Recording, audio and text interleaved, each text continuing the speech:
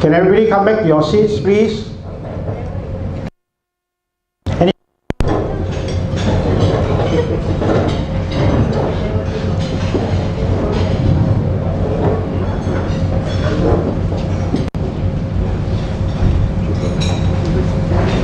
Leo, is the mic on?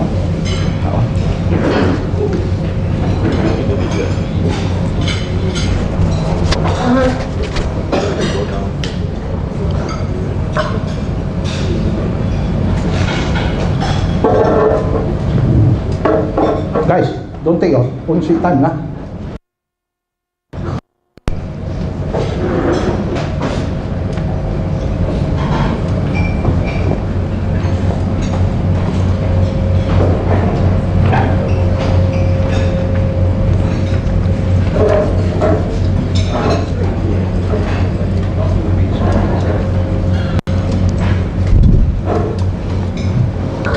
Okay. I need you to repeat after me again. VK is a mind reader. VK, mind reader. Wow, now got more energy. Right? Oh, got food in your pasal. Okay. I'm going to choose one person who have never ever met me before, so that you don't say that I cheat.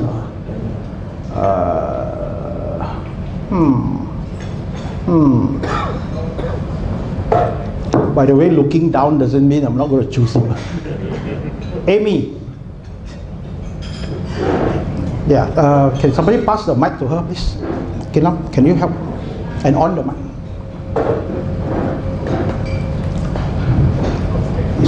It's on. It's on.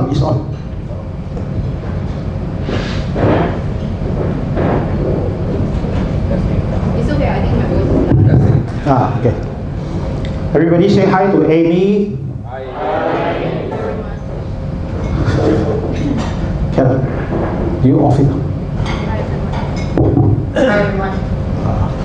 Okay, can you confirm with the room that you have never ever met me today? This is the first time, right? But Amy, do you know that? Yeah, I will confirm with you guys also that I haven't met Amy until this morning, right?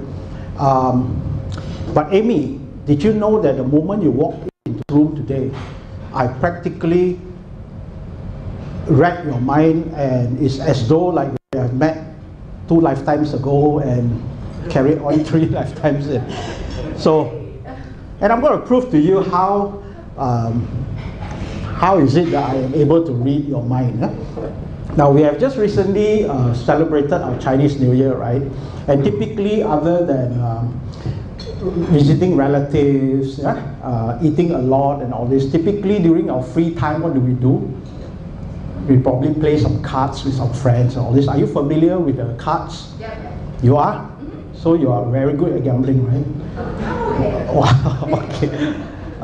No, don't play with me, I suck at it. Okay, so you're familiar with a deck of cards, right? Yeah. How many cards are there in a deck?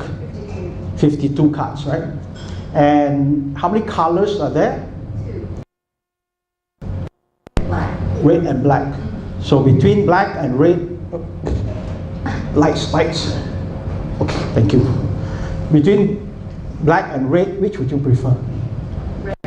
Red. Okay, from here, I know that you are really quite a go-getter. You are a person who know what you are doing, you know what you want, you go get it no matter what, right? Okay, so that's a Freudian analysis. So you chose red. So how many cards do we have left?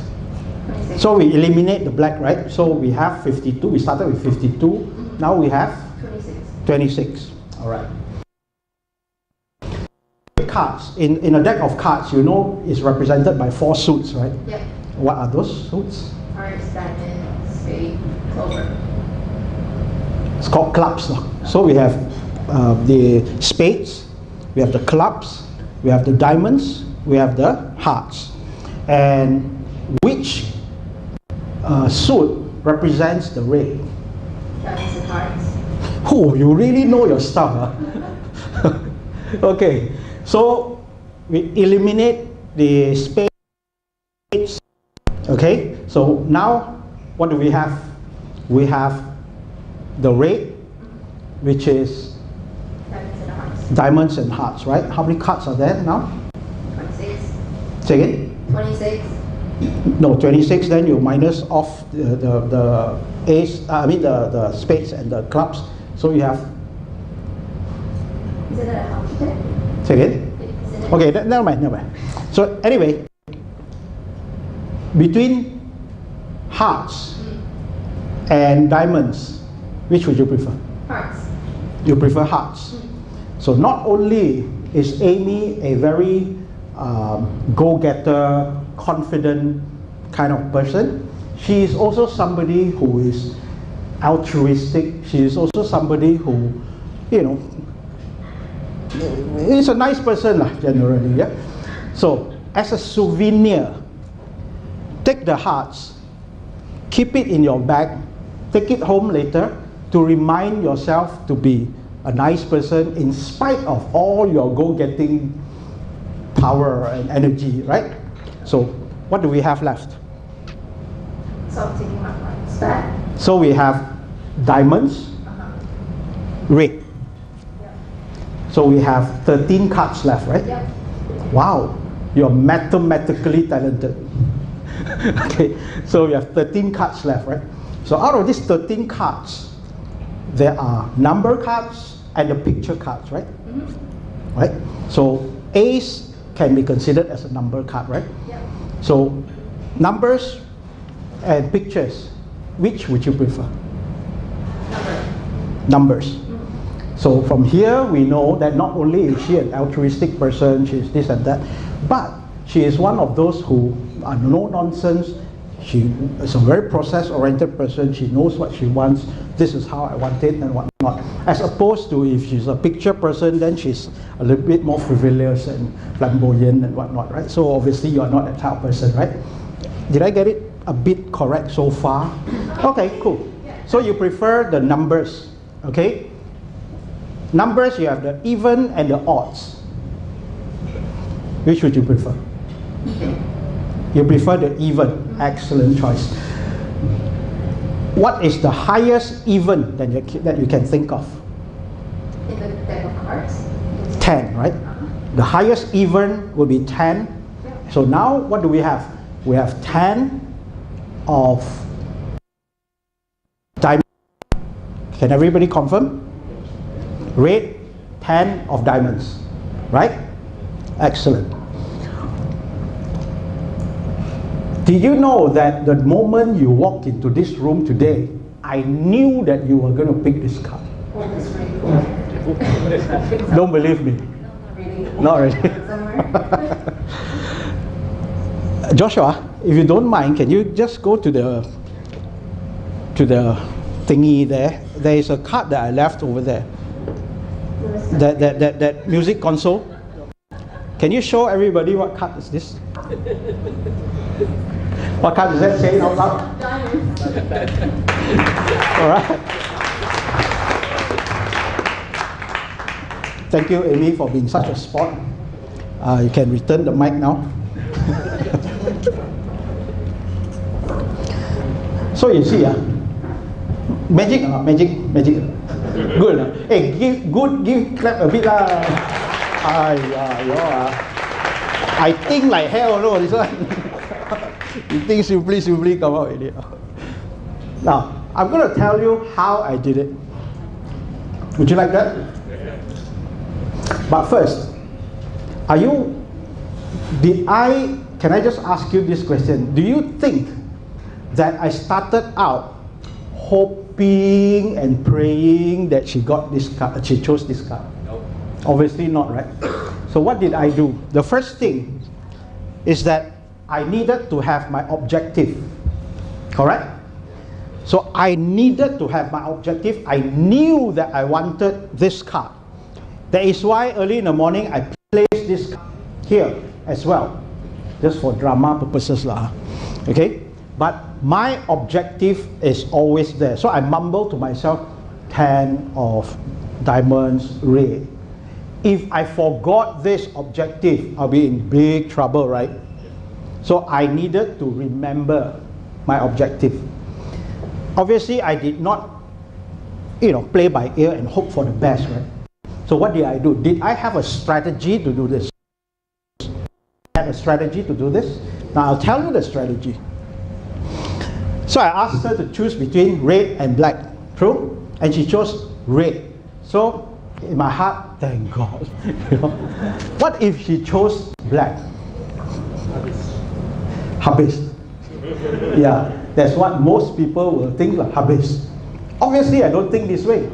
So in case she chose black, I obviously would have had a prepared answer for it, right? I preempted it, right? So I'll probably say something along the lines that, wow, you are actually quite a bold person, you're quite a this and that, blah, blah, blah, blah, blah, blah. Okay? And then we eliminated the black, so we had the red, right? So the next one we wanted was the suits, right? So we went on and on. What happens if, so I asked picture and numbers, right? If she chose picture, how? So if you picture, then I'll say something again, and then I'll eliminate the picture. And at the end of the day, end of this exercise, I would definitely come to this conclusion, which was my objective. Right?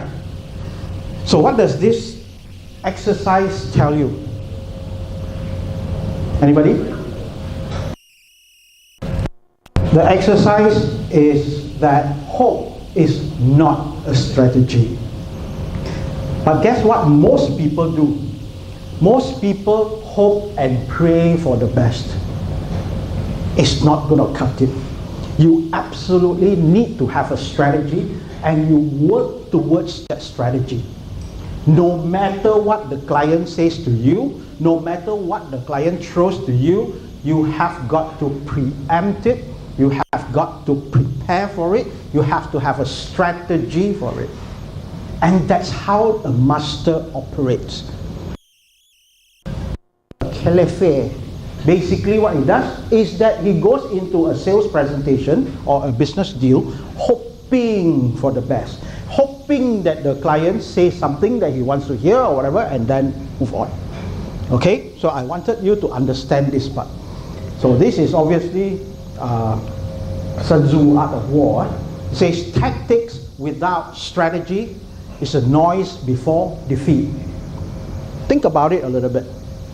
There is a difference between tactics and there is a difference between strategy. A strategy is the thinking part. The tactics is the doing part. Most people do without thinking. So if you keep on doing it without a proper strategy, it is generally called the noise before defeat. Make sense?